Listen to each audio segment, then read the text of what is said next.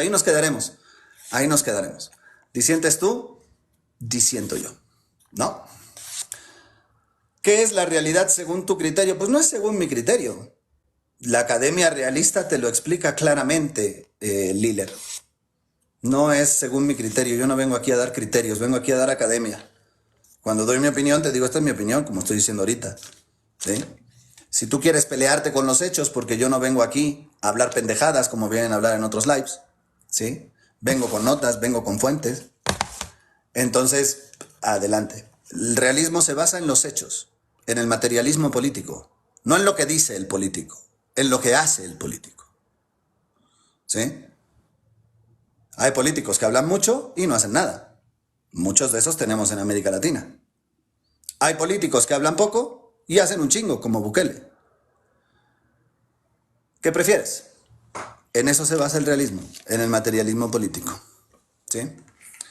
Nunca he leído un solo libro de Laje, no hace falta. ¡De Agustín Laje! ¡Dios mío! ¡Dios mío! ¡Qué valor para leerse un libro de Agustín Laje! ¡Por Dios! Geocam, te saludo con mucho gusto, Barak. Mucho romance comunistoide, exactamente. Bien, subo a We the People y a Cami y ya no subo a nadie más porque vamos con Israel-Palestina. Bueno, We the People ya se fue, vamos a subir a Cami. Cami, te Hola, saludo con mucho hola gusto. Nico, hola querido Nico, ya no había venido a visitarte. ¿Cómo Qué bueno estás? que vienes por acá, Cami. ¿Qué nos traes? Pues para decirle a Karina que tiene que revisar la información. Yo, bueno, no Karina, todos de verdad. O sea, tenemos que dejarnos de estas narrativas o ideas que imponen a través de la ideología. ¿Qué te dice la data? Que todo el mundo puede ir al Banco Mundial. O sea, la economía de Venezuela empezó a caer desde 2011. Las medidas de Estados Unidos se anunciaron como en 2015 y realmente se aplicaron hasta 2017. Antes de eso, ya Venezuela había vivido una superinflación, que no ha podido controlar su inflación. Entonces, ¿de qué están hablando? No fue culpa de Estados Unidos que Venezuela llegara a ese punto. Venezuela ya estaba en ese punto cuando Estados Unidos tomó esas medidas. Pero es que la gente solo se basa en la ideología y no en la información, Nico. Y entonces eso es lo que me parece preocupante. Yo es lo que vengo, todo el mundo puede poner data bank y verificar ahí esa información. Es correcto. ¿No? Además, la pobreza, por ejemplo, en Chile, es uno de los países que tiene menos pobreza en América Latina, que ha logrado tener un índice de desarrollo humano más alto. O sea, tienen que verificar esos índices. ¿Cómo está el índice de desarrollo humano?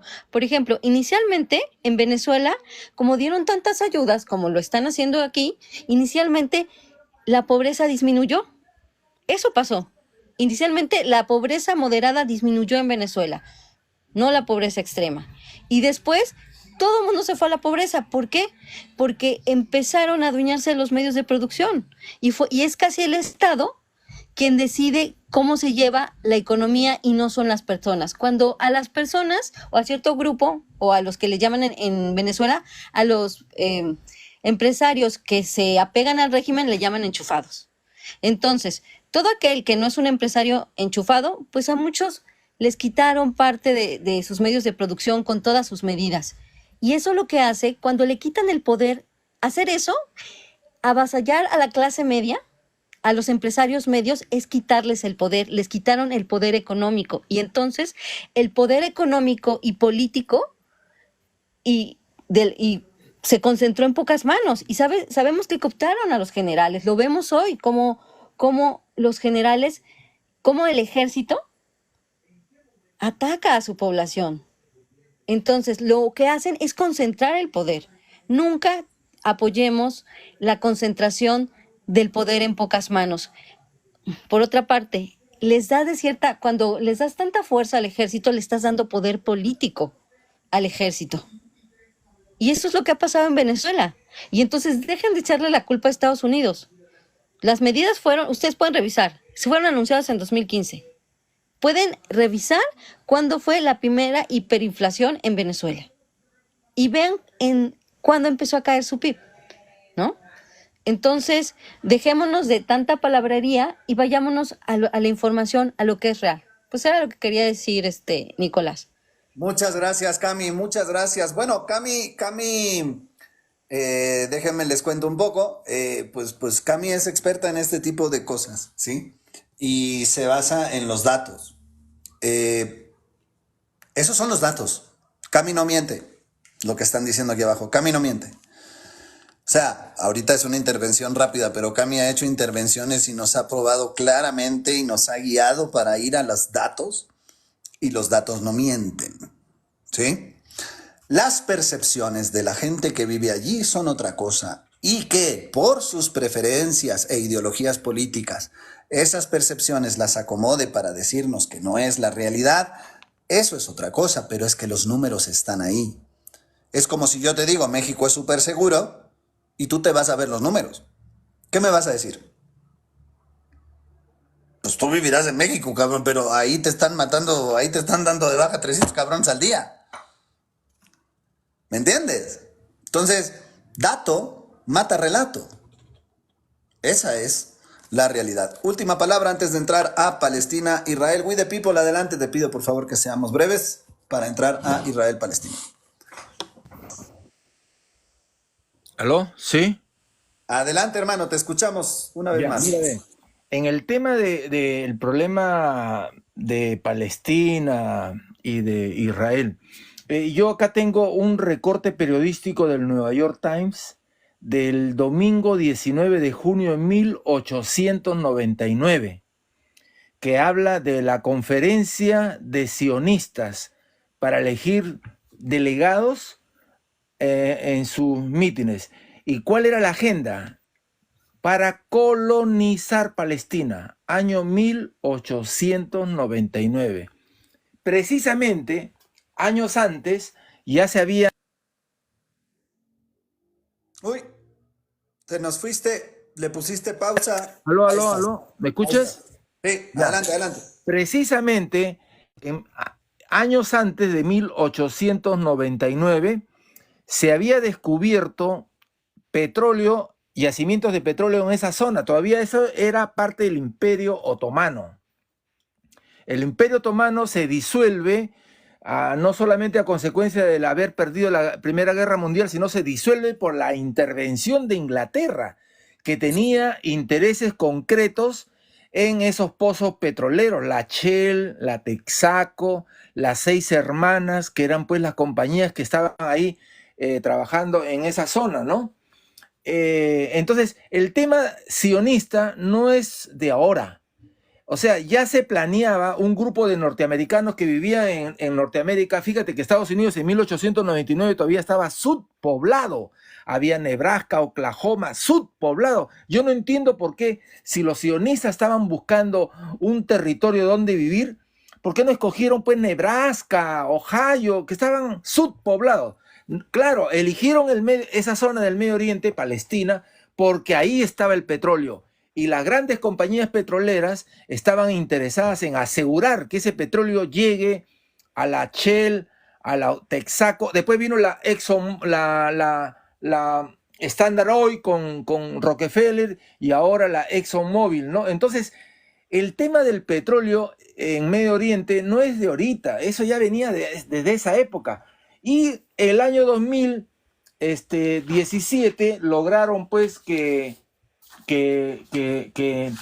el gobierno inglés hablara de darles un territorio ahí, que convivieran con Palestina, y los palestinos recibieron el año 2017 a los primeros grupos de judíos que estaban interesados en ir a vivir a Palestina, pero yo creo que los palestinos de esa época no tenían idea de lo que estaban planeando, ¿no? O sea, querían colonizar Palestina, no ir a convivir con los palestinos, sino apropiarse de Palestina.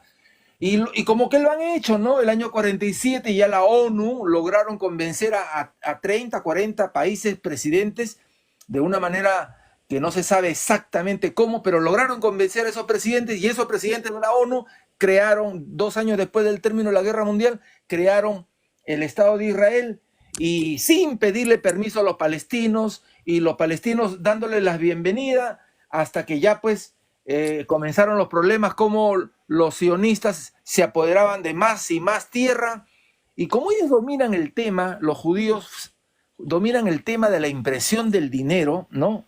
Ya se sabe que ellos son pues expertos en el tema de la impresión del dinero.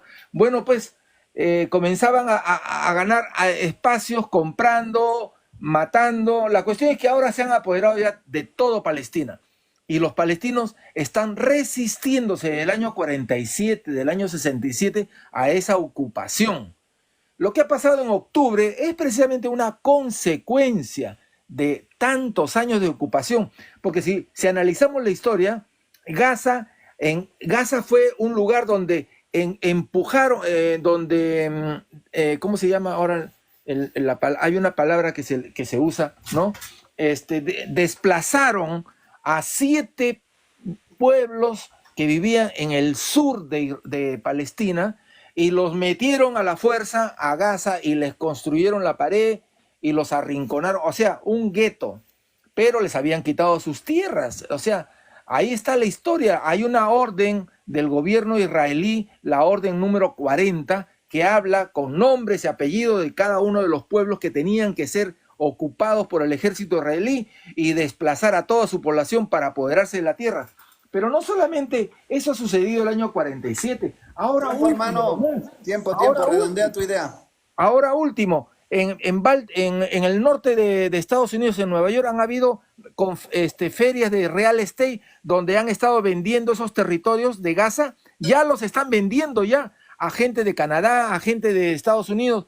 O sea, esto es un vulgar robo y que ha traído este genocidio, porque ahora están decididos a hacer una limpieza étnica entre que son peras y manzanas. Lo están haciendo ahorita, provocando, pero no solamente se quieren detener con Palestina, sino ellos llaman al Gran Israel territorios de Siria, territorios de Irak, territorios hasta de Turquía. O sea, este grupo que se quiere empoderar en el Medio Oriente con el apoyo de Estados Unidos puede provocar una tragedia de carácter descomunal, y nosotros tenemos que explicarle a la gente pues qué es lo que realmente ha pasado, ¿no? Ahí hay un robo de tierras y un genocidio flagrante, ¿no? Y no nos debemos distraer de eso con el tema de Venezuela. Gracias. Sí. Gracias. Y vamos a entrar al tema con este cue que nos da We the People.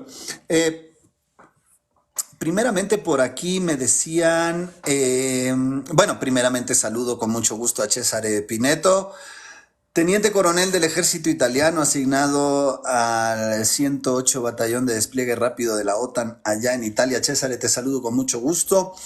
Qué bueno que nos acompañas por aquí. Bien, vamos al último tema. Son 3:29 de la tarde, nos queda media hora, ampliaremos un poquito más para comentarios, pero nos queda media hora para este último tema de la temática libre del día de hoy. Hemos hablado todo el tema de Venezuela y vámonos con el tema de Palestina, de Israel y todo esto.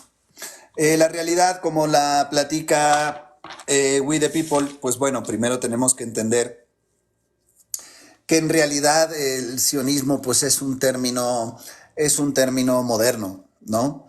Y podemos decir que el sionismo, por tanto, desde Theodor Herzl existe, o sea, 1870, ¿no?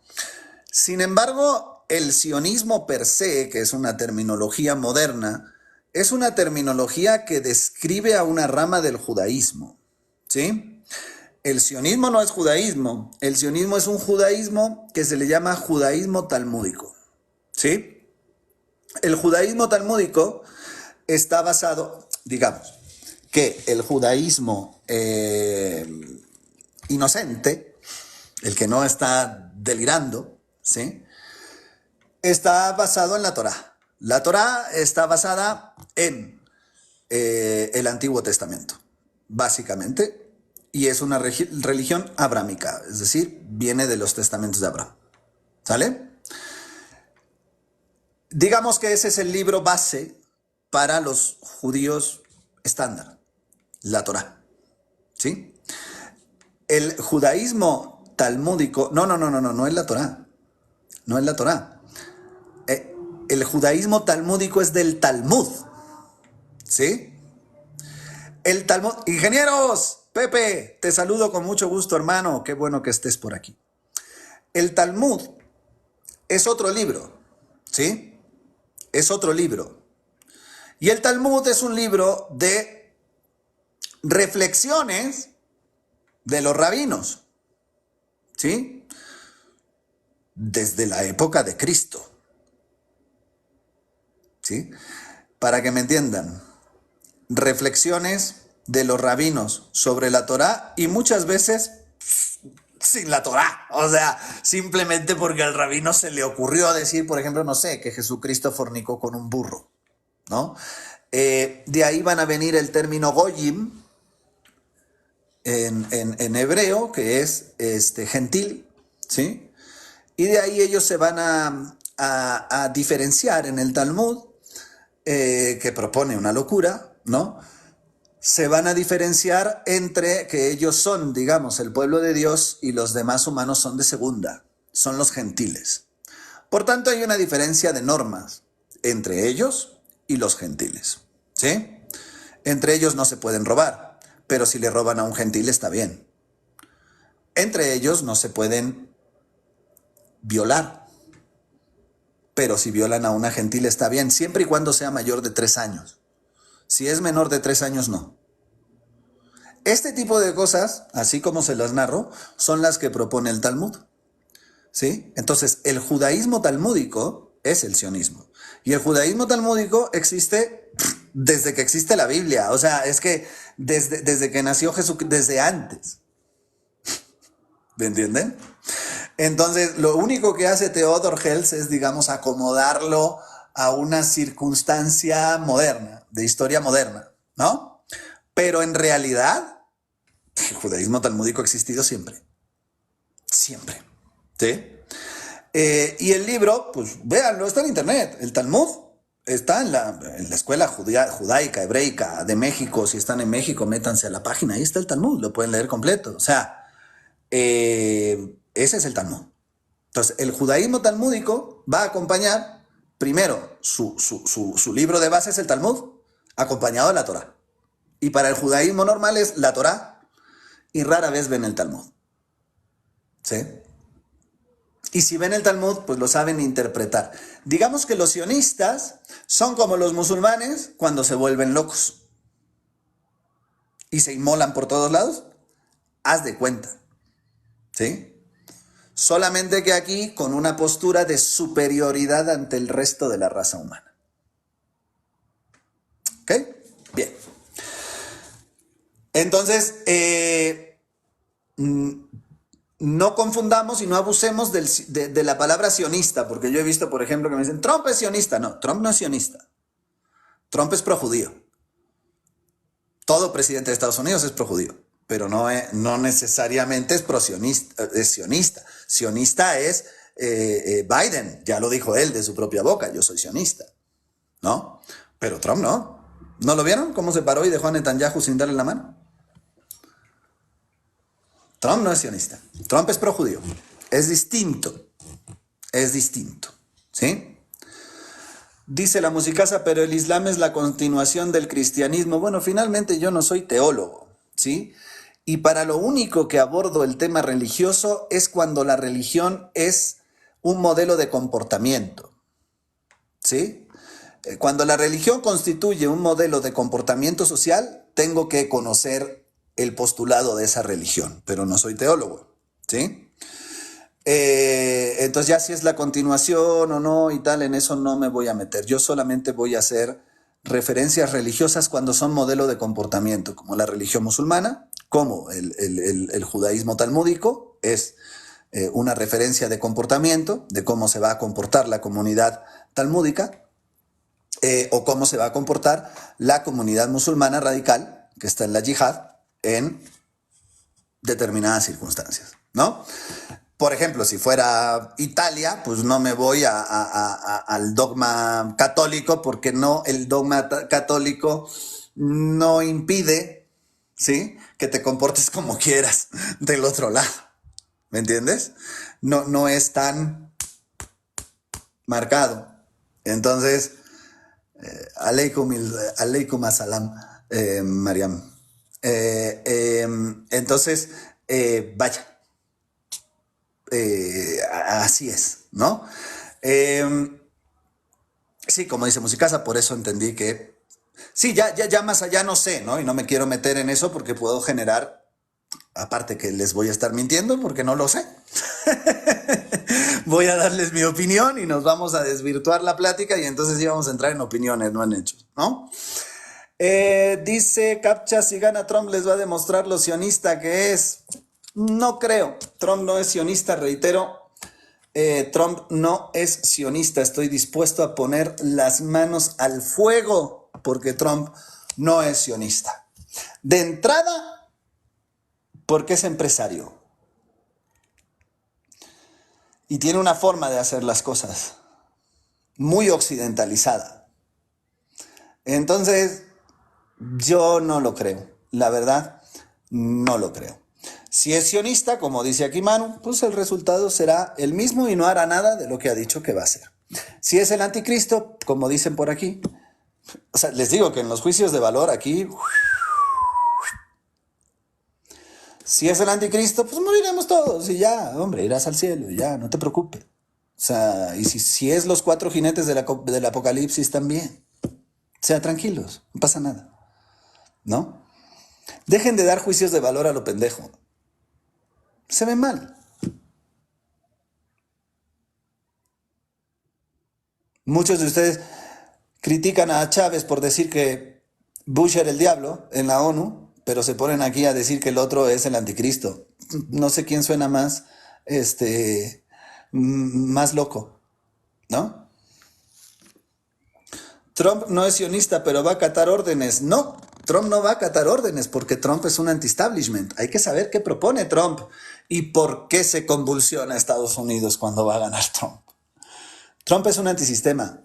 Trump es un anti-establishment. Trump no soporta a los que están en el gobierno y muchos de ellos son sus enemigos porque han atacado sus negocios y la chingada. O sea, Trump no va por ahí. Dice Geocam, exactamente, Nico, hablan desde su ideología. Claro, si vamos a ponernos a hablar desde ideologías, adelante. Yo por eso empecé con preguntas muy sensatas. ¿Es la primera vez que ocurre? No. ¿Ya dieron golpe de Estado alguna vez? Sí. ¿Siempre que hay elecciones pasa esto? Sí. Pues, ¿cuál es el problema? No hables desde tu ideología, ¿no? Hazte las preguntas y contéstate. Y te vas a dar cuenta que nada tiene que ver Estados Unidos en este pedo, ¿no? En otros sí. En otros sí. ¿Sí? Pero en este, no. Trump es el mejor que le pido, es lo mejor que le pido, pasar a México y al mundo. Primer presidente de Estados Unidos que no hace guerra. No, la guerra la va a hacer con nosotros. Se va a regionalizar. Y aguántense cuando Estados Unidos empiece a regionalizar su código político, ¿eh? Aguántense toda América Latina. Porque ahí sí que se nos puede venir un plan Cóndor otra vez. Ahí sí. Ahora no. En este momento no. ¿Sí? Pero la guerra principal va a ser en México, como dice Ingenieros. Y esto ya lo han dicho muy claro, ¿eh? Y los representantes, los senadores republicanos ya lo han dicho muy claro, ¿eh? Y en la Convención Nacional Demócrata, Republicana, ya lo dijeron muy claro, ¿eh? Se van a chingar a su madre. México se van a chingar a su madre. O sea, aquí estos son grupos terroristas, el narco son grupos terroristas y vamos a hacer todo lo que podamos contra ellos. Y eso, como sabemos, abre el espacio para que Estados Unidos pueda realizar intervenciones por la ley que solitos ellos aprobaron, que es el antiterrorismo, que solitos ellos se aprobaron, que pueden intervenir en otro país. ¿No? ¿Sería algo como lo que hicieron en Colombia? No creo. Porque aquí el gobierno mexicano no te va a dejar poner bases, no va a cooperar. Pues si tienes un gobierno que su narrativa es anti-Estados Unidos. Hoy tienes un gobierno que lleva 6 años anti-Estados Unidos. Y ya tienes una ganadora 6 años anti-Estados Unidos. Judía. O sea, ya es un desastre. ¿Sí? No va a cooperar y se nos van a meter. No en una invasión, ¿eh? no se van a meter en una invasión. Te van a sancionar. Ah, bueno, ahí lo dice CAPTCHA. Te van a meter. Ya lo hizo Trump. Otra vez. Otra vez. Háganse las preguntas. Cuando Trump fue presidente, ¿puso sanciones a México? Sí. ¿Qué te hace pensar que no lo va a volver a hacer? Le puso aranceles. No sanción como tal, pero bueno, es lo mismo. ¿Sí? Es lo mismo. Te está sancionando sin decírtelo. La puso al acero y al aluminio, ¿no, ingenieros? Me parece. Ingenieros, bueno, sigan ingenieros ya, si hablan de data y quieren hablar de data, bueno, sigan a ingenieros de aquí abajo y es una calculadora, ¿no? Bueno, así es, me da, Pepe me da por aquí, así es. Entonces, ya lo hizo antes. Te lo va a volver a hacer. Y cosas peores. No te va a invadir México y te va a poner Marines en Ciudad Juárez, no. Va a entrar por aire. Es su fuerte. El aeronaval transportado. Si ya te sacaron 2 narcos que no quería agarrar el gobierno, te los sacaron en un avión desde aquí para allá y allá los arrestaron. ¿Sí? Imagínate tú. Imagínate tú. Misilazo, pero claro. Misilazo. Entran aviones caza, le dan donde le tengan que dar, entran misiones de extracción, fuerzas especiales. Eso es lo que van a hacer. ¿Sí? Porque el gobierno mexicano no sabe gestionar sus relaciones de poder con Estados Unidos, el actual. Las relaciones con Estados Unidos se supieron gestionar hasta el 2018. Después del 2018, México no sabe gestionar sus relaciones de poder con Estados Unidos. Dice ingenieros, como viste la declaración de AMLO, que ahora van a entrar mexicanos a sacar delincuentes.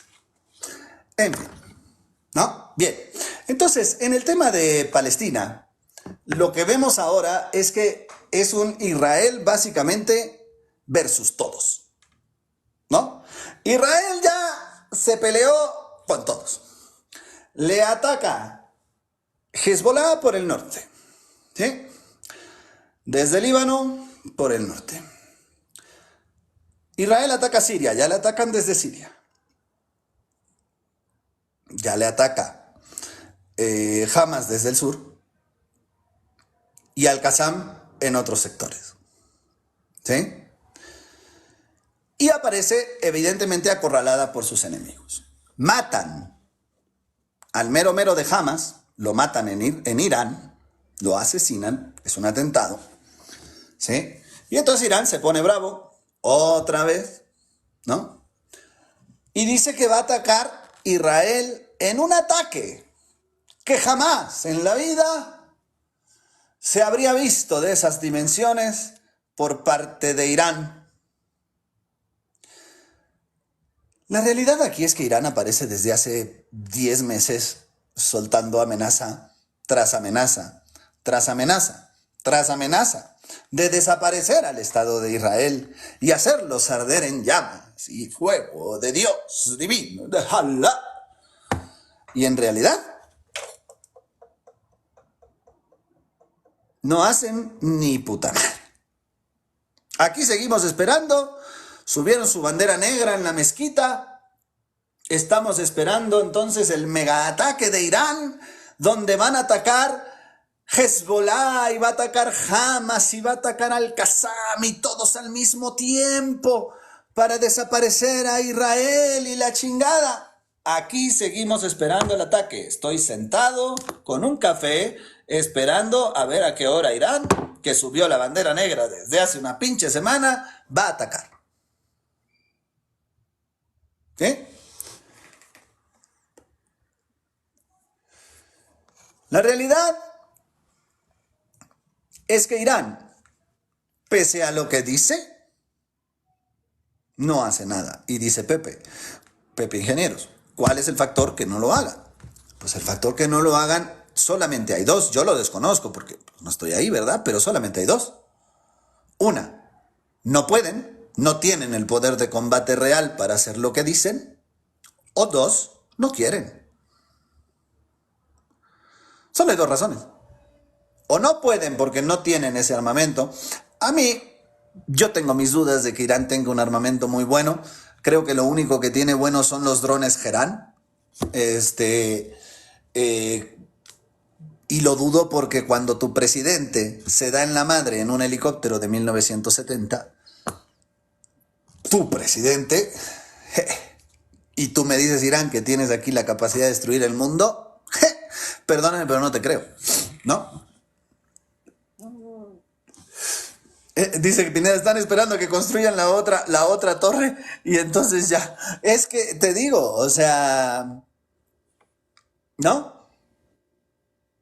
Pepe se caga de la risa, pues sí, o sea, ¿cómo me vas a decir tú que vas a atacar a un país, por más invasor, genocidio, todo eso estamos de acuerdo, que lo vas a, pero vamos a las realidades.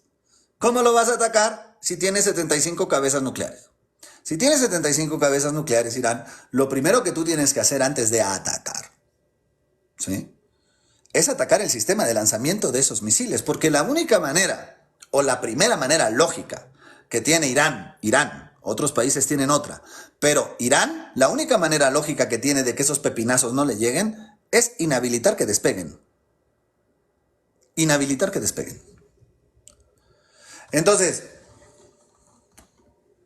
si Irán mañana le suelta, vamos a suponer, ahora sí cumple su palabra y le suelta 70,000 pepinazos por todos lados, Israel le va a responder con un pepinazo estratégico en Teherán.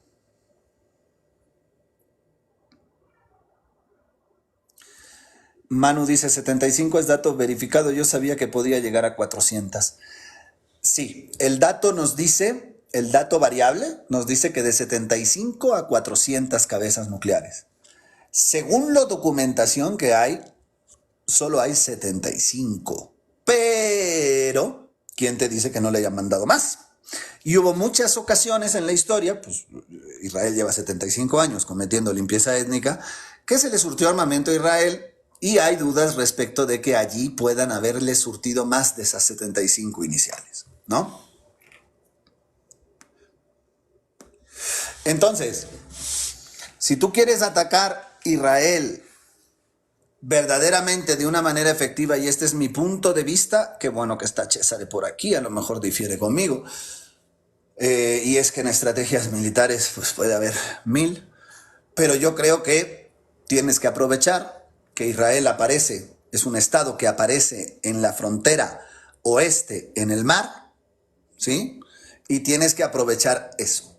Tienes que aprovechar, primeramente, te diría Sun Tzu, te diría Clausewitz, te diría Íñiguez, te dirían, aprovecha y hazlo combatir contra el agua. Empújalo contra el agua. Tienes a Gaza en el sur, tienes a Líbano en el norte. Por tanto, para empujarlos hacia el agua, que es donde es más fácil combatir, más allá de pasar por la desactivación de los 75, de las 75 cabezas o lo que tengan, tendrías que encerrarlos por el sur, una pared por el oeste, ¿sí? Y una pared por el norte, desde Líbano, desde Gaza y desde Cisjordania, para comenzarlos a empujar, rodearlos y mandarlos hacia el agua, ¿sí? Eso necesitarías hacer, eso te pasa por 1,000,000 de soldados. ¿Los tienes?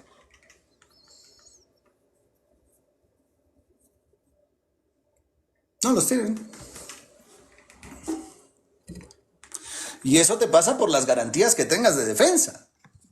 Si no tienes cómo parar un contraataque israelí de pepinazos nucleares, pues mejor ni te metes, ¿no?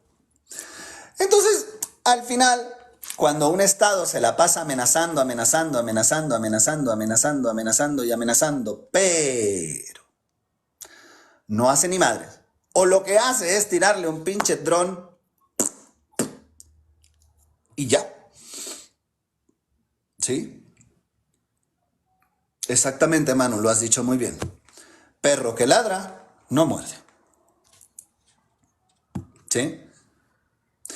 Dice la musicaza, pero después de eso todos estaríamos muertos o bajo un invierno nuclear. No, porque no tienen el poder de generarte un invierno nuclear mundial.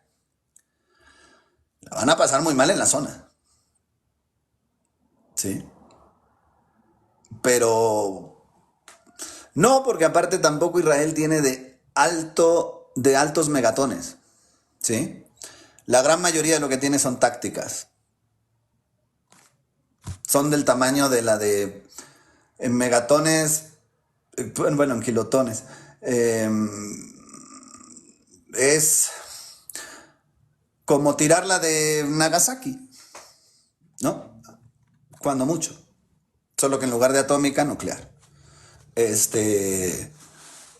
Pero no tienen el poder 70 cabezas para generarte un invierno nuclear. De esas categorías, no. ¿No? China y Rusia observarían solamente.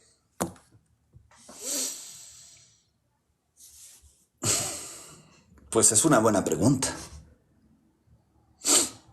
Yo creo que sí. Yo creo que sí. Rusia quizás le debe a Irán el tema de, tiene buena relación con, bueno, con China también, pero con Irán, que sería el agredido o el involucrado directamente, pues tiene buena relación Rusia, ¿no? Irán le proveyó los drones Gerán, son muy buenos los iraníes en el tema de drones y todo este tema, igual que los turcos. Quizás Rusia y China puedan apoyar a Irán en una guerra proxy, pero meterse directamente, no. Rusia no quiso meterse ni siquiera a escoltar los camiones de ayuda humanitaria.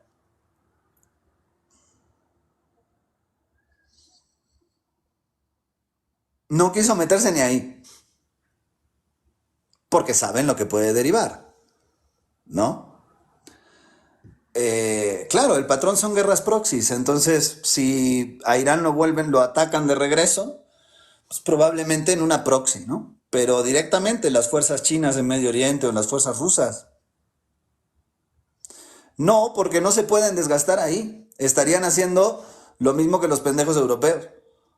Desgastarse en una zona, digo, norteamericanos, desgastarse en una zona que le corresponde a Europa, no a ellos. O sea, es que esa zona, acuérdense, es geopolítica. Esa zona le corresponde a los países de esa zona, primeramente. Y allí aparecen potencias. Ahí está Turquía, uno de los ejércitos, bueno, yo creo que el ejército más fuerte de Europa es Turquía, en este momento, ¿no? Ahí está Irán, con lo que tenga o lo que no tenga, pero ahí está. Pero ganarle a Israel ya no pasa por tirarle 4 drones. Pasa por un ataque coordinado con tropas en tierra. Y el problema es que ni Hezbollah, ni Hamas, ni ninguno de ellos son militares, digamos, en una formación militar. Son militares, pero no tienen una formación ni una academia militar. No son un ejército per se. Entonces, coordinar algo que no es un ejército, sino que son células aisladas y convertirlas en ejército, pasa por un proceso de formación muy largo, como ya sabemos, ¿no? Una cosa es tener combatientes, otra cosa es tener un ejército.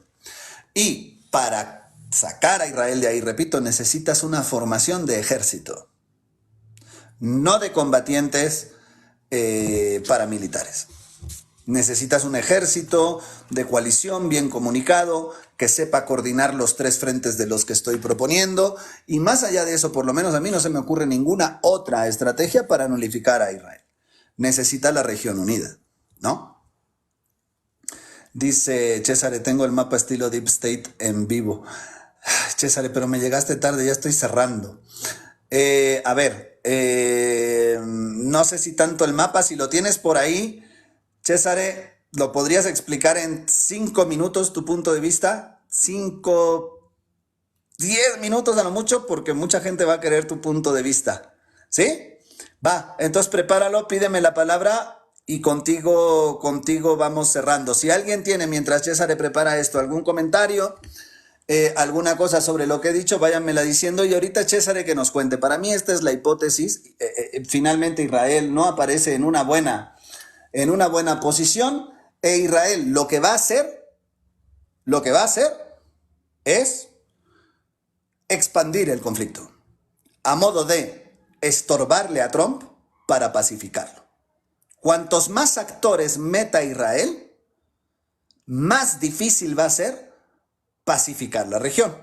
Y más difícil le va a ser a Estados Unidos no meterse. Netanyahu lo que quiere es una conflicto regional de alta intensidad para que Estados Unidos llegue a sacarlo del cagadero en el que se metieron. Y que eso vaya a pasar, quién sabe. ¿Qué actores podrían entrar? Hezbollah como parte de Líbano, ¿sí? Irán, Irak, Siria. Ya están metidos, ¿no? Se les podría sumar Turquía y Egipto. Turquía ya rompió relaciones con Israel. Si se les junta Turquía y Egipto, se acabó Israel. Porque ellos sí tienen ejércitos regulares y pueden utilizar a los paramilitares de refuerzos para controlar zonas liberadas. Ahí sí, pero coordinar esto se dice muy fácil a cómo se hace. Doy la bienvenida al teniente coronel Cesare Pineto, agregado al 108 Batallón de Despliegue Rápido de la OTAN en el ejército italiano. Cesare, buona notte en Italia, supongo. Adelante, te escuchamos. Ciao, buonanotte, come estamos? Tutto bene, tutto bene. Activo la pantalla. Y pues bueno, pues acá la cosa, ¿no? Me acabo de encontrar este mapita tan interesante que pues es una cosa fabulosa. Porque resulta que ya existe un mapa estilo Deep State Map de la zona de Israel y de todo Medio Oriente.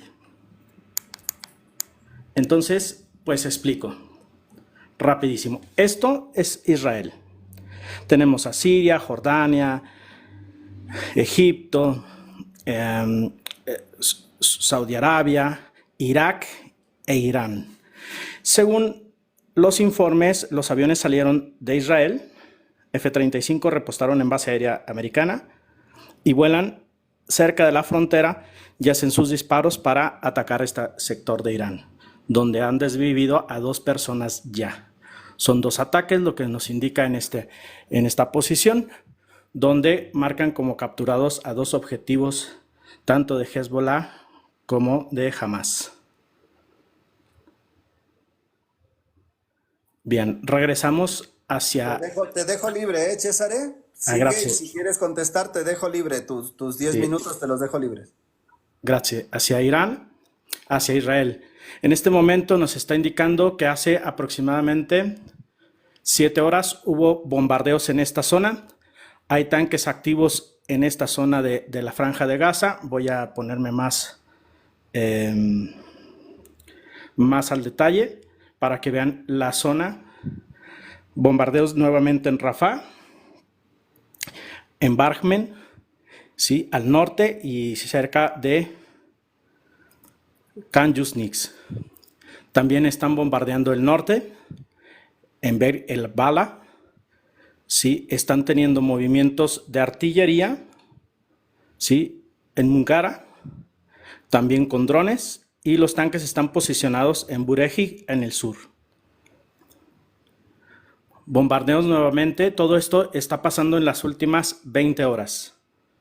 Bombardeos también en esta zona, en Salahem, en Il-Helim y en Sabra.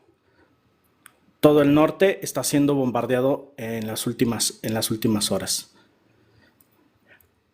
Hay un ataque en esta zona, en Beit Hur. Todo esto es dentro de la Franja de Gaza. La Franja de Gaza es lo que se ve con un azul morado. Es todo esto. Todos los puntos azules son la marca que tiene este mapa que nos indica que ha sido bombardeado. ¿Cómo ves, Nico? No te escucho, ¿eh? Bien, voy hacia el norte. Sí, lo estoy viendo hasta ahí. Si tienen, por favor, comentarios para Cesare. Vi que varios me pidieron la palabra. Ahorita que termine Cesare, subo la palabra, con eso ya cerramos. Si tienen preguntas aquí inmediatas para Cesare, por favor, pregúntenle directamente, porque yo veo aquí no traigo mis lentes de contacto. Ok, voy hacia Cisjordania. Fuerzas de Israel están haciendo operaciones en Cisjordania cerca de Hanat, ¿sí? Están lanzando alerta de ataque de Hamas en esta zona, ¿sí? Sostienen combates más al norte, tienen drones desplegados en esta zona, en Atil. Aquí nos indica que hay combate. Nos está diciendo que desde hace 13 horas sostienen combate en Tulkarm con tropas resistentes tanto de Hamas como de grupos subversivos, no especifica. Han hecho bombardeo también en Tulkarm hace 17 horas. Un enfrentamiento más en el norte de Armen Klesh, de aquí mismo de Israel. Y están haciendo bombardeo activo en este momento, muy al norte, con misiles en esta región de Tiberian, cerca de Ramach. Esto ya estamos hablando que ya no es Israel. Esto ya es Libia. Sí, aquí está la frontera de Israel y esto ya es territorio libio. Siria, Siria, Sí, sirio. Sirio. Sí, que Sí, fue el ataque a la capital, ¿no? sí, Hace poquito atacaron hace Damasco. poquito, ajá. Entonces, estos son los altos del Golán. Aquí ya no aparecen los ataques. Si se fijan, está limpio. Pero están los ataques Espérame, en hay una confusión ahí. Líbano, a ver, puedes subir un poquito. Ahí al sur está, ahí en el norte de la frontera, ¿sí? Tienes Jordania, Jordania, ajá. atrás, ¿sí? Arribita tienes un pedazo de Siria que Aquí, que hace frontera y luego arriba tienes Líbano. ajá. Esto es la parte del Líbano. La parte de Siria está arribita, donde está por Sudán, que está la base rusa, Así es, aquí. ¿no? Esto es, Damasco está aquí. Aquí está Líbano. Líbano. Sí, y este es ese pequeño triangulito donde están los altos del Golán y donde está haciendo el bombardeo activo. Exacto. Entonces, esta es la frontera entre Líbano, Israel, Siria, Sí, ¿sí? Siria, acá está el norte, esto es Siria y esto es Jordania. Entonces, voy con mi mano a dibujar lo que es la frontera de Jordania.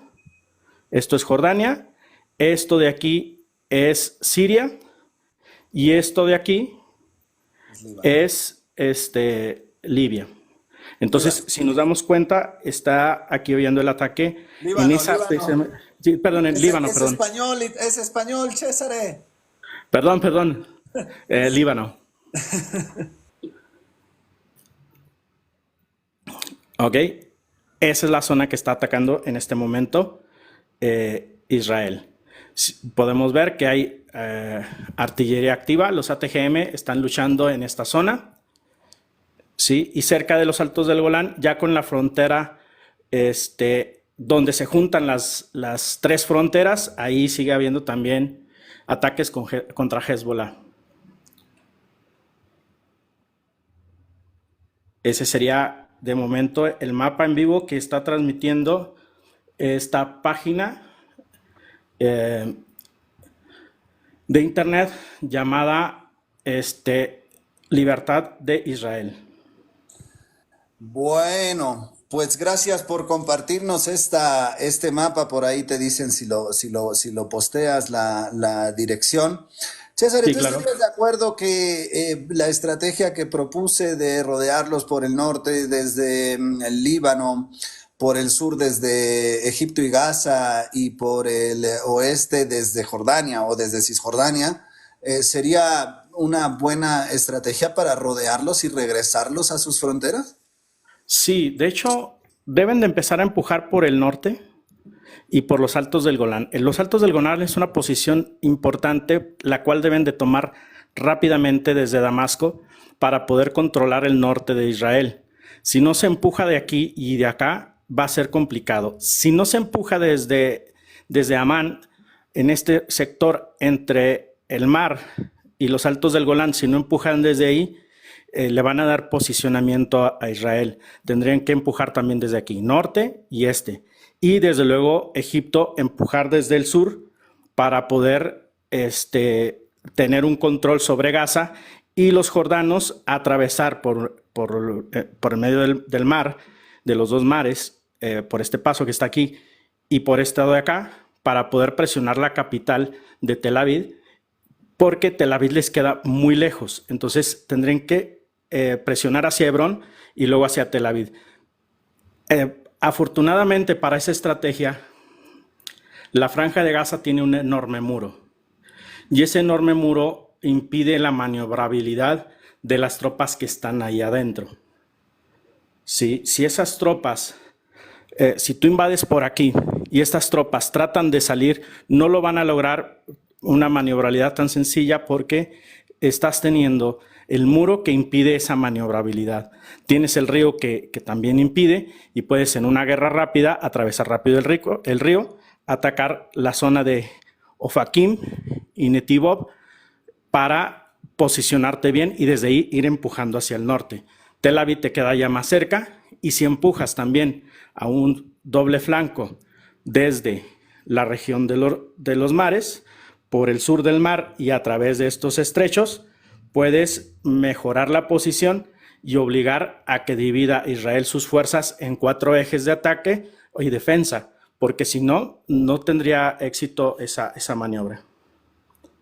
Ya, entiendo. Pues muchas gracias, César. Quédate por aquí, conmigo. Voy a dar la palabra a los que continúan. Quizás, evidentemente, tengan preguntas para ti. Me pide la palabra por aquí Arturo Dávalos, a quien le empiezo a subir. Si alguien más quiere comentar algo, quiere hacer, estamos ya en el cierre, son las 4:08. Arturo Dávalos, te doy la bienvenida y adelante, tienes 2 minutos. Bueno, buenas tardes. No, la pregunta es, ¿por qué Estados Unidos nunca se va a quitar ese problema? Porque es el que empezó desde cuando ganaron la Segunda Guerra Mundial. Los metieron a fuerzas en esas tierras. O sea, ellos no pertenecen ahí, los judíos, o Israel, ahora, como se denominan. Otra, no se va a acabar. ¿Por qué? Porque los judíos, entre más conflictos haya, más dinero ganan. Y ahora todo el mundo, Estados Unidos, está obligado porque es pro judío. Ese es todo mi comentario. Muchas gracias, Arturo, por subir a darnos tu comentario. Si alguien más tiene preguntas, comentarios, quiere subir o quiere manifestarlos aquí, estamos en los últimos 10 minutos de programa. Aquí nos acompaña César estos 10 minutos por si tienen preguntas para él. O dudas, ¿no? O dudas al respecto. Como dice Captcha, claro, esta es la estrategia. O sea, yo lo que propongo y lo que le pregunto a César, pues es la estrategia, ¿no? Si mi estrategia estaría bien o estaría mal. Pero, como dice Captcha, pues no los veo porque no tienen ese poder. Claro, bueno, a ver, esta estrategia pasa por 1 millón de hombres fácil, ¿no, César? Claro, por 1 millón de hombres, una gran fuerza aérea, porque estamos hablando que Israel está pegado al mar y tiene fuerza naval que te va a atacar desde el mar. Entonces tienes que empujar con gran fuerza desde tierra, con muchísimos hombres, al menos mínimo unas 6 a 8 divisiones, como mínimo, para que puedas hacerle frente a eso. Sí, 1 millón de hombres es lo mínimo con lo que debes de atacar con eso, y todos bien armados y mucha artillería para que puedas superar esa pequeña franja, que puedas penetrar hacia territorio, porque es precisamente esto de aquí, son montañas, y eso es lo difícil de atravesar. Por eso geográficamente está muy bien posicionado Israel, es casi inatacable en ese sentido, porque la única manera en que lo podrías atacar es desde el mar. Entonces la fuerza naval de Egipto y de Turquía tendrían que atacar desde el mar, mientras las demás atacan por tierra. Ya. Dice para aquí quitarle Captcha, maniobrabilidad. Tengo una pregunta para ti, César, una que le contesto a Captcha. Dice, ¿en ese escenario Estados Unidos no se mete? Sí, probablemente se meta. Claro, porque es el hermano tonto de ellos. Claro, pero tú puedes, a ver, la guerra no solo se gana en el campo de batalla. Tú puedes moverte, mi estrategia sería moverme hasta las fronteras de Israel, las fronteras provisionales, porque es el único país que no tiene fronteras definidas, pero las provisionales del 48, y ahí me quedo, Sí, sí. ¿no? Pero recordemos que los americanos tienen muchos intereses en ese país y en ese sector. Por eso propusieron también la creación de este estado. No es por buena gente. Te pregunta Pues, aquí Karina César, ¿qué tiene que pasar para que cese este pornográfico genocidio? pues bueno, para mí tienen que pasar tres cosas. Una, que Netanyahu y su gente quede fuera del juego. Y dos, que entre una fuerza pacificadora, definitivamente, donde se divida el Estado como se creó en el 48. No hay más. Para mí, en lo personal, ni siquiera debería de dividirse, debería de entregarse a los palestinos y los israelitas no generacionales deben regresar a Europa. Sí, sí, yo coincido. Creo que realísticamente lo más probable es la solución de los dos estados, lo más plausible, no probable, o sea, plausible, que pueda suceder, ¿no? Eh, Sí. pero sí, claro, si fuera por una cuestión moral y ética, coincido con César, ellos tendrían que salirse de ahí porque no es su territorio, ¿no? No lo es, de ninguna de las maneras. Dice dejar a Israel sin ejército como Japón. Mira, dejar a Israel sin ejército pasa por la pérdida de hegemonía de Estados Unidos. Entonces, si Estados Unidos, para mí yo le agregaría algo más a lo que dice César. Si la región se fortalece y actúan juntos, creo que ya es mucho más difícil ante una región unificada que esto vuelva a ocurrir, existiendo o no Israel, ¿sí? Pero el problema es el retrasado desde 1948. Acuérdense que las fronteras, todas las fronteras de Medio Oriente fueron retrasadas por Inglaterra en 1948 y juntaron, los musulmanes tienen más o menos 70 tribus, ¿sí? Y juntaron a tribus que no se llevaban para nada. Y por eso tienen los conflictos internos que tienen estos países. Porque son muy árabes y son muy musulmanes, pero muchos son, o la mayoría vienen, o se disgregan en diferentes ramas que tienen algunas diferencias que nosotros pudiéramos decir es una pendejada, pero que ellos consideran irreconciliables. Y entonces, al retrasar y al decir, bueno, aquí estaba Siria, pero ya va a estar así, y aquí estaba el otomano, pero aquí voy a crear Kuwait, y aquí está... Entonces, al jugar a ser Dios, básicamente, en Medio Oriente, pues esto es lo que pasó, ¿no? Dice Catarino, lo dijo Biden, si Israel no existiera, lo inventaríamos. No dejaría que Israel desaparezca. Pues eso dice Biden, ¿sí? Habrá que ver si se llega a configurar una región unificada, ¿sí? Que no esté como Latinoamérica, y la unifican, pues si tú tienes una región unificada no te van a meter golpes de Estado, no te van a meter ataques directos, van a pensársela dos veces antes de irse a un tema militar contigo porque saben que tienes el respaldo de otros 22 países por detrás. Y este ha sido el eterno juego de Estados Unidos e Israel en el sector, ¿no? E Inglaterra, por supuesto. Retrasarlos primero, generar el caos adentro, negarles la primavera árabe, tratar de dar de baja a Bashar al-Assad, el hijo del único o del último gobernante sirio que proponía la República Árabe Unificada, cosa que se habló desde 1948. Lo retrasaron, juntaron gente que no se lleva, juntaron la gimnasia con la magnesia, tienen una zona, agarraron Arabia Saudita y metieron una monarquía que son primos de la monarquía inglesa. Es decir, la jugada en Medio Oriente a Estados Unidos le ha salido muy, muy bien. Muy, muy bien. Y la única manera, por tanto, de que todo esto vuelva a la normalidad, inclusive, como dice César, que sería lo ideal, sálganse de aquí, pues pasa también por la responsabilidad de 22 países árabes que no se pueden poner de acuerdo, ¿no? Son las 4:15. Voy aquí a comentarios finales. Mira Arabia Saudí, dice Badit, exactamente. Dice Karina, Si estuvieran quemando vivos a niños hispanos, no lo podríamos soportar. Entraríamos como sea. Claro, pero en Latinoamérica no hay armas nucleares. ¿No? Pero sí, entiendo y comparto tu razonamiento, ¿no?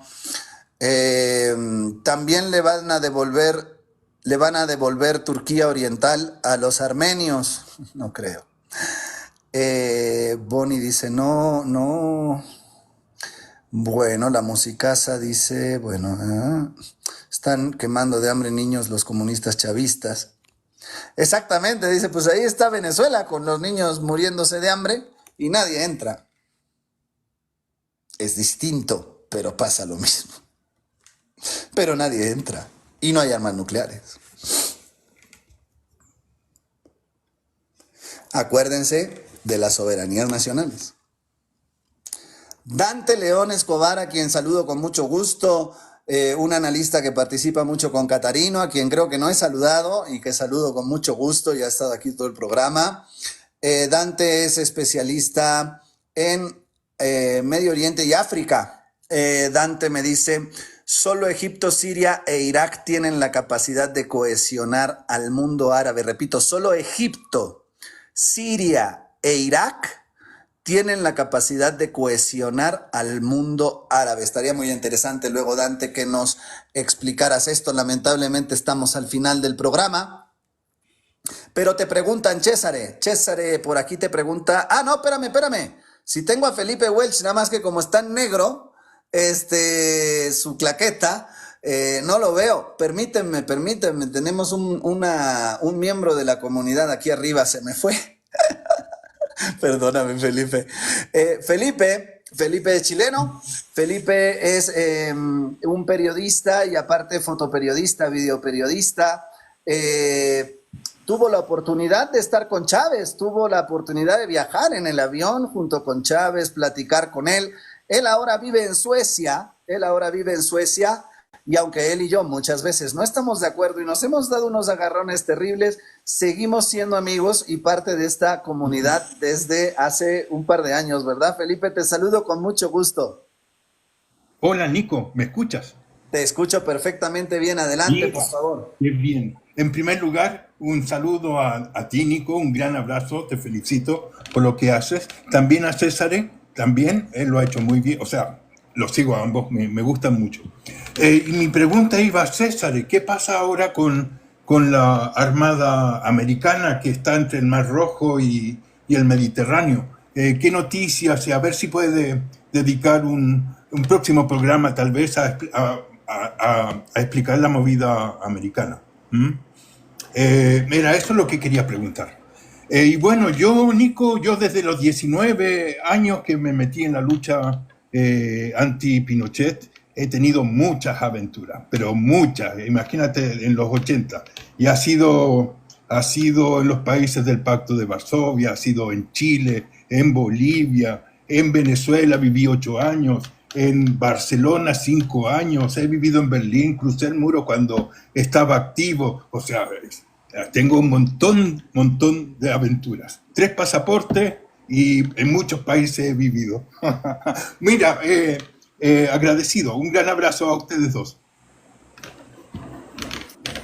Gracias, un saludo. Pues mira, rápido te explico, en la parte norte es donde se está situando la flota Fuerza Amiga, no es completamente americana, está en conjunto con Francia, Inglaterra y Estados Unidos. Se mueve en forma dinámica a lo largo del Mar Rojo y el portaaviones se situaba, el último portaaviones lo situaron en esta zona, el cual ya retiraron y lo movieron a maniobras hacia el Pacífico. Solo en esta zona se encuentra el portaaviones británico y algunos buques y fragatas que se encuentran desplegadas en esta zona, dando apoyo a posiciones de barcos cargueros. Hace algunos días se posicionaron en este sector y desde ahí soltaron algunos drones e hicieron ataques sobre esta zona de acá. Voy a ampliar un poco. ¿Sí? En Sadá, en este sector de aquí hicieron un ataque donde atacaron a los hutíes. También hicieron un ataque de bombardeo en esta zona, que ya no viene reportado en este mapa, porque lo que no me gusta de este mapa es que te muestra lo que está pasando en el momento y en las últimas 24 horas, pero no te muestra lo que pasó días atrás. Entonces, pero sí tenemos el reporte que aquí hubo ataques por parte de la flota conjunta entre buques americanos y británicos. El buque dañado, el portaaviones dañado, salió de la zona y está en este momento llegando a los puertos de Italia, en esta zona de aquí, donde están los astilleros de reparación de la NATO. Bien, bien, pues así la cosa, y claro, dicen por aquí, Yemen está apegado a la ley internacional al tratar de pagar el genocidio. Es correcto. Yemen, la acción de Yemen es acorde a lo que le pide el Tratado sobre la Prevención y Sanción del Genocidio, ya que este tratado no limita la forma en que el Estado que sea, o sea, por un lado obliga al Estado miembro de ese tratado a que observe y actúe para prevenirlo y también para sancionarlo. Entonces, Yemen, siendo un Estado miembro de ese tratado, está actuando en acorde a las capacidades que cree necesarias. No hay limitantes en ese tratado. No te dice, va a ser por la vía civil o por la vía diplomática. No, no hay limitantes.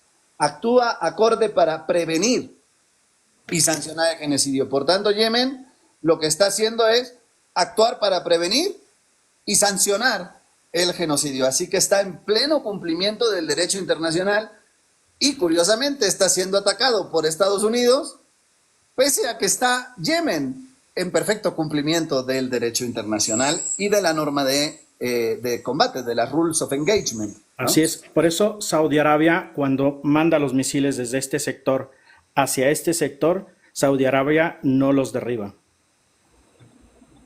Exacto. O sea, Porque están actuando conforme al derecho.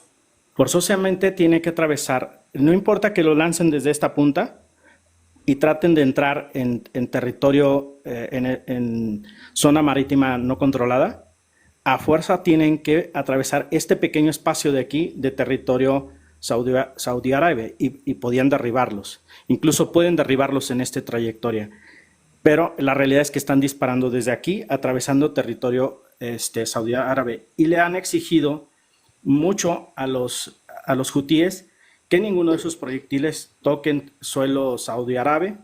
De ser así, entonces ellos corresponderán el fuego. Sí, claro. O sea, tiene limitantes. Felipe, ¿algo más que quieras preguntar, agregar, comentar? Como siempre, es un placer tenerte aquí arriba con alguien que ha tenido las experiencias y que ya me has contado algunas de esas historias, la verdad, muy interesantes. Así que es un placer tenerte aquí arriba. ¿Algo más? Extiendo 5 minutos por si quieres algo más o comentar. Bueno, un tema. Hay esta teoría de la soberanía, ¿no? Hay teorías y teorías. Ten en cuenta que yo empecé a estudiar Derecho bajo la dictadura. Entonces mis profesores eran pinochetistas. La universidad estaba intervenida y teníamos esa doctrina de la, ¿cómo se llama?, soberanía nacional, que radica en las instituciones y el pueblo para nada. Entonces hay otras teorías como la soberanía que radica en el rey, la antigua, ¿no? Y la soberanía popular, que es el tema de dónde, quién decide, quién toma en sus manos el poder, el pueblo. Y eso se manifiesta a través de algunas instituciones, como es ¿cómo se llama? El revocatorio. No es plebiscito, es el referéndum revocatorio. Son minucias, ¿no?, del derecho constitucional. Era lo que yo te trataba de explicar anteriormente. Ya. Estábamos en una confusión. Sí. Ok, Felipe, sí, entiendo perfectamente bien el razonamiento a través del plebiscito, a través del referéndum, a través de la democracia participativa, quizás, ¿no? Exacto, exacto. Distintas teorías, ¿no? Ahora, cómo eso se practica en la realidad, cómo llega a la realidad ya es otra historia, ¿no? Yo estoy hablando de teoría. Y bueno, un abrazo. Gracias por darme la palabra y espero que se repita. Siempre tengo algo que decir en todo caso. Un abrazo. Muchas gracias, Felipe, y qué bueno que ahora sí te podemos agarrar, porque siempre te agarramos y estás trabajando por el cambio de horario. Te mando un abrazo fraterno hasta Suecia. Entiendo que sigues por allá. Y bueno, saludos también, por supuesto. Espero que la familia, tu hijo y todos estén bien y ya más tranquilos de que no haya una movilización para allá, ¿no? Gracias, muchas gracias. Sí, sí, yo estoy mucho más tranquilo ahora y mi hijo ahí también. Con eso. Bueno, Felipe, te mando un fuerte abrazo hasta Suecia. Bueno, él fue Felipe Welch. Yo les recomiendo que lo sigan. Y si quieren, bueno, a ver, tiene anécdotas de estar sentado horas en un vuelo con Chávez, hablando con él. Tiene una gran cantidad de viajes, tiene una gran cantidad de anécdotas en la Alemania dividida todavía. Y bueno, Felipe es un periodista, un fotoreportero, videoreportero, que ha pasado gran parte de su vida en cosas pues muy interesantes y que puede compartir siempre. Pero siempre lo agarramos cuando lo agarramos a él está trabajando y no puede subir, y ahora que cambiamos los horarios pues ya puede subir mejor. Bueno, pues bueno, si esto ya parece que acabó. César, ¿algo más que tú quieras agregar rápidamente en un minutito para redondear alguna idea? Pues no, nada más eso, que ya nos encontramos este mapa que anduvimos buscando como loquitos para poder tener más claro lo que pasa en Gaza, y pues que voy a estar estudiándolo bastante bien para ver su funcionamiento correcto. Y pues bueno, la situación no para en Gaza, sigue habiendo ataques, Israel sigue atacando objetivos clave tanto en Libia como en Jordania, en Cisjordania, y pues 3 ataques que lanzó hacia Irán pues era para que Irán ya hubiese hecho algo. Y eso nos indica que aquí pasa una de 2 cosas: o alguien le dijo detente, déjalo así, te pago con algo, cosa que lo dudo mucho, y lo otro es que no tiene con qué atacar desde esa distancia, porque tiene que atravesar Irak forzosamente, y pues obviamente ahí está la fuerza aliada, y desde ahí pues van a defenderle todo ataque que lance. Por eso sus ataques realmente no han sido exitosos, porque pues te topas con la misma Jordania, te topas con el mismo Irak, donde hay tropas americanas y de aliados derribando todo lo que pase. Es correcto, es correcto. Bueno, pues agradezco muchísimo a Cesare Pineto, teniente coronel del ejército italiano, agregado al 108 batallón. ¿Se me cayó? ¿Qué pasó aquí? Bueno, da igual ya. Al 108 batallón de despliegue rápido de la NATO, que siempre nos acompaña, nos hace el favor de acompañarnos cada vez que puede para darnos el análisis militar propiamente. Y en este caso, pues bueno, nos ha alcanzado a acompañar, afortunadamente, para darnos el análisis de la zona de combate, de una zona de combate que a mí me es muy difícil entender porque no soy militar. Y como no se apega al derecho internacional, pues evidentemente es un problema. Bueno, por último me decía por aquí Héctor Germán Gómez, a quien saludo con mucho gusto. ¿Qué pasa con el derecho internacional humanitario? ¿Cómo hacer para que Israel no lo viole? Acuérdense que el derecho internacional, en ámbito general, y más el humanitario y el derecho de guerra, el derecho consuetudinario, opera en buena fe. ¿Hay mecanismos para sancionarlo? Sí, la Corte Penal Internacional.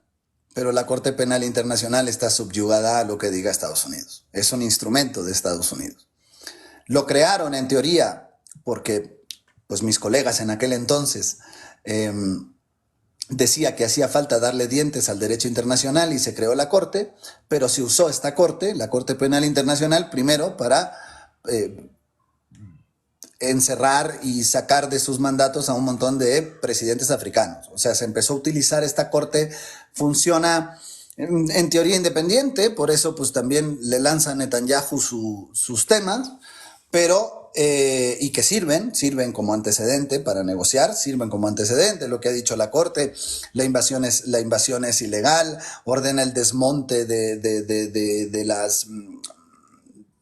las comunidades israelíes en el West Bank, en el Banco de Jerusalén, ordena que los israelíes regresen a sus fronteras provisionales, ordena una serie de cosas ahora, la semana pasada, que no se van a cumplir ahora, pero son interesantes porque la Corte ya lo ha dictaminado así que ya no hay nada que negociar. Si te llega un presidente en Estados Unidos que quiera ponerle fin al tema, te va a llegar y ¿qué va a tener? Los elementos de la Corte. Aquí está la Corte, güey. No hay nada que discutir. Aquí la Corte ya dijo esto y esto. Esto es lo que vamos a hacer. Punto, se acabó. Es importante. Pero realmente la Corte tiene que ser una Corte autónoma, tiene que ser una Corte...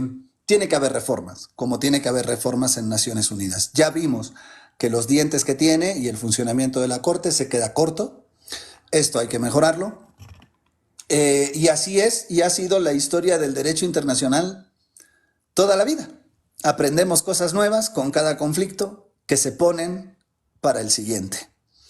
La Segunda Guerra Mundial terminó con 3 convenios de Ginebra, y a los 5 años teníamos un 4º convenio de Ginebra, que era la protección a los civiles. ¿Sí? O es. Entonces, pues va mejorando. A medida que lo vemos, va mejorando. Pero la Corte tiene que ser reformada, la ONU en general tiene que ser reformada. Yo creo que hacia eso apunta el mundo, sobre todo el bloque nacionalista, y por eso tiene tanto pavor el bloque globalista, de que este bloque nacionalista tenga todavía más poder y más influencia. Y ese es el conflicto, esa es la naturaleza del conflicto. Bueno, pues hemos llegado al final del programa, son las 4:33 de la tarde aquí en Ciudad de México, un sábado soleado, ya comienza a atardecer. Y bueno, por supuesto, voy agradeciendo a Andy, nuestra community manager que estuvo aquí, a todos los miembros de la comunidad, Karina, que también subió hoy, que siempre nos acompaña. Hoy subió para no estar de acuerdo, lo cual me parece maravilloso. Cesare Pineto, teniente coronel del ejército italiano, muchas gracias por estar aquí. Catarino, también analista geopolítico, véanlo, habla mucho de Israel-Palestina, es su tema principal ahora. Catarino, te mando un abrazo. A Dante también, uno de tus analistas, te mando un abrazo. Andy, muchísimas gracias. A todos los miembros de la comunidad, muchísimas gracias. Y bueno, recuerden que el jueves que viene ya está anunciado el live, el jueves que viene, 1 de la tarde, la segunda parte de Desde Berlín, desde Normandía y hasta Berlín. La segunda parte que comenzamos con Agrispán, la batalla de las Ardenas y finalmente la batalla de Berlín el próximo jueves a la 1 de la tarde. En la primera parte, por si no la vieron, ya está subida en YouTube. Y recuerden que también hay muchos videos nuevos subidos también en YouTube, videos que pues les recomiendo que vean. Échenle un ojito si no tienen nada que hacer. Así que, bueno, vean el documental, por supuesto, dice Karina, es apasionante el documental que les recomendé en la primera parte y que está también ahí en YouTube.